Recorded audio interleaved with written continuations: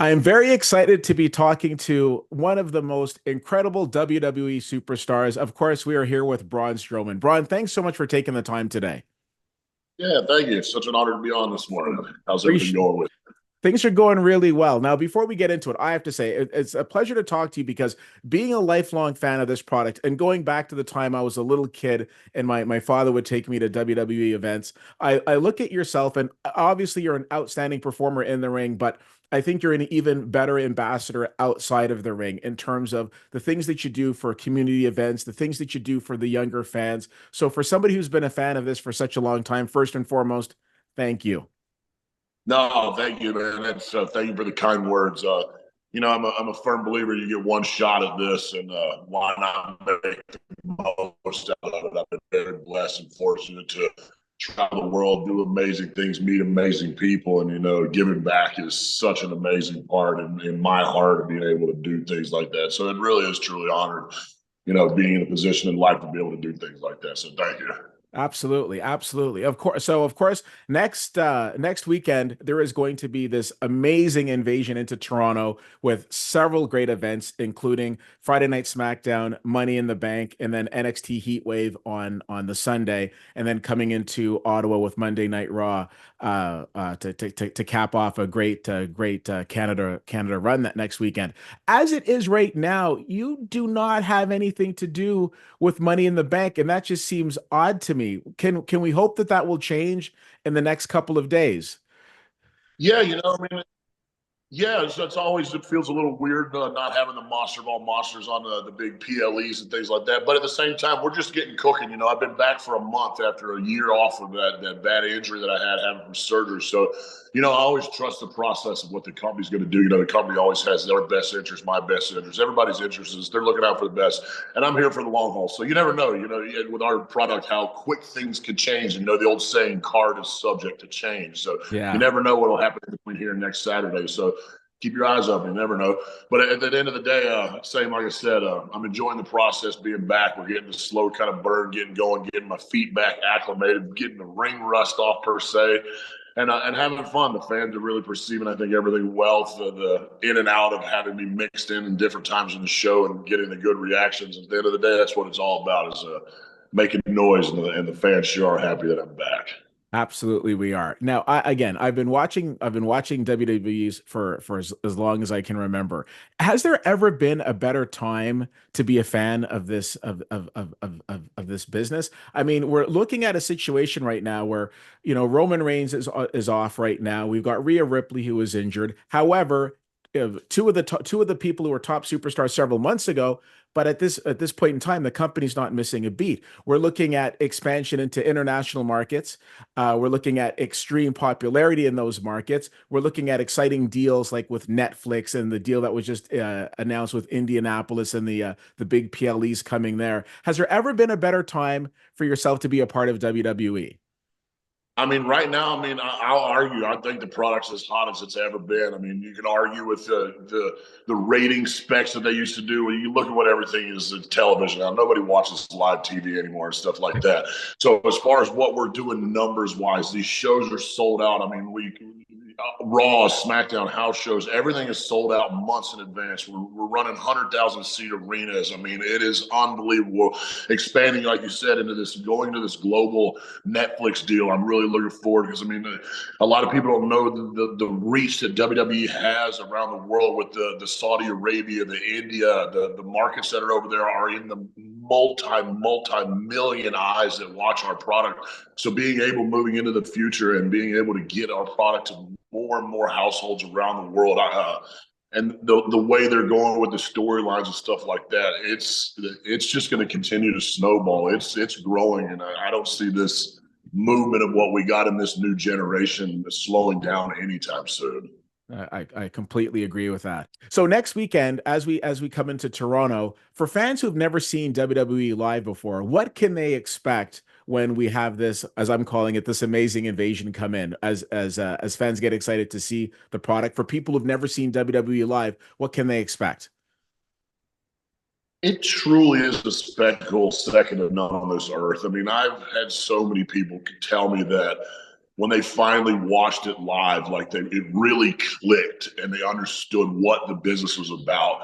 And being there, like it just, I gave myself goosebumps thinking about it. It really is just that it's that lightning in a bottle. There's no feeling like it's from top to bottom. We have every athlete from walk of life that you could think of, demographic, whatever you like and flavor an athlete, we have it in the locker room from top to bottom. I think right now, again, like talking about how the product is, we have the most diverse and the most unbelievable athletic roster from top to bottom in both locker rooms right now. So it's really the fun thing is finding the character that you like and that you can kind of have that relationship with, because that's our job as performers, to take you on this emotional roller coaster, make you feel our ups and downs and our pains and our love and our hate and our anger and our anguish, and it's getting caught and lost up in that moment and being pulled out of reality, getting sucked into that entertainment. Before you know it, your voice is gone, your hearing's buzzed, and you're freaking jacked up on adrenaline for 3 days talking about it with your friends at work, not getting anything done, and now you're a fan. You're truly part of the WWE universe. I've asked that question multiple times. I don't know if I've ever gotten a more passionate answer. So I thank you for that, sincerely. Now, as we talked about this at the beginning, community events are very important to you. Are there any charitable events that you would like to draw attention to or mention, or that you'll be taking part in when you come to Toronto? Hopefully, a lot of the stuff, big one, very special to me is the Special Olympics. I've grown really close. One of my best friends is 41 years old, has Down syndrome, and I've grown so close with him and his community, being involved in events with Special Olympics in Florida, and like it's such an amazing community of people that just wanting to be a part of everything, and it's so amazing, like just watching and like it's just such a special place for me. Anything Special Olympics, anything for the kids, absolutely. The kiddos are like, that's what I said. I mean, without kiddos, the world's going to stop.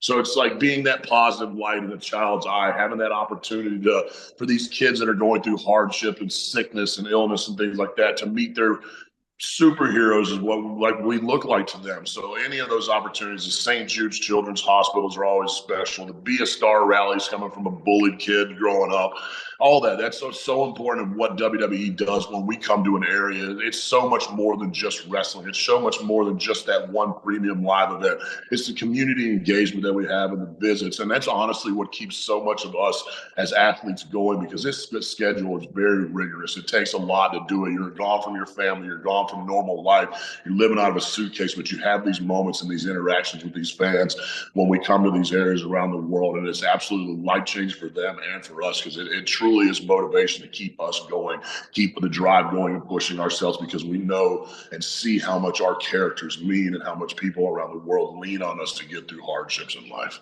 No, 100%. And I mean, whether it was like through the pandemic where there was an adjustment to be in the performance center, or whether it's selling out, to your point, 100,000 seat stadiums. I mean, the entertainment doesn't stop. So again, all I can do is thank you for that, and thank you for your commitment to this business.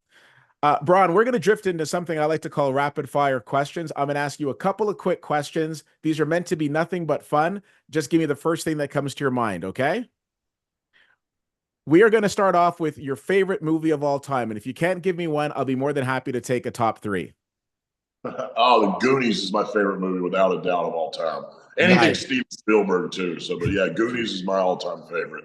Love that. Love that. Who has been one of your favorite in-ring competitors? It might be difficult to say one, but who was somebody that comes to mind in terms of who's on the top of that list that you love performing with in ring? Man, that's really hard to narrow down to one. It really is so fun to be out there with everybody. Everybody's so talented. I mean, like and everyone's style is so different. I mean, the feud I had with Roman Reigns was really awesome. Him and I had very good chemistry, and as much as we hate each other, we got it done. So, no, Roman was always a good dancing partner, and who knows, might have to rehash that one up. All right, fair. Now, I don't think anyone's asked you this, but I've kind of pieced this together. Do you not feel indirectly responsible for the whole Liv Dominic Mysterio thing that's happening right now? Because it's kind of a chain of events. You push Dominic, he pushes a steel cage hits Becky Lynch, Liv Morgan's able to retain the title. Next thing you know, she's smooching on Dom. Are you not indirectly a cupid? I have been called an accidental cupid before in life. Sometimes, yeah, I fee fi fo fum my way through life, and sometimes, my downfalls of banging into things are other people's wins. I don't know. All right, fair enough.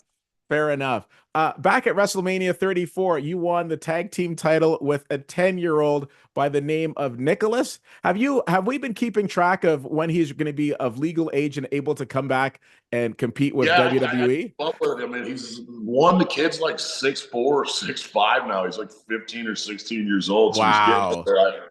I know he just had an action figure come out. I know that, and I know he did. I think he did autograph signing with us. So I don't know how inclined he is and what he's wanting to do. I know he's into schooling and things like that, but it'd be pretty cool to circle back that around. I mean, I could definitely use a hand right now against the damn Judgment Day.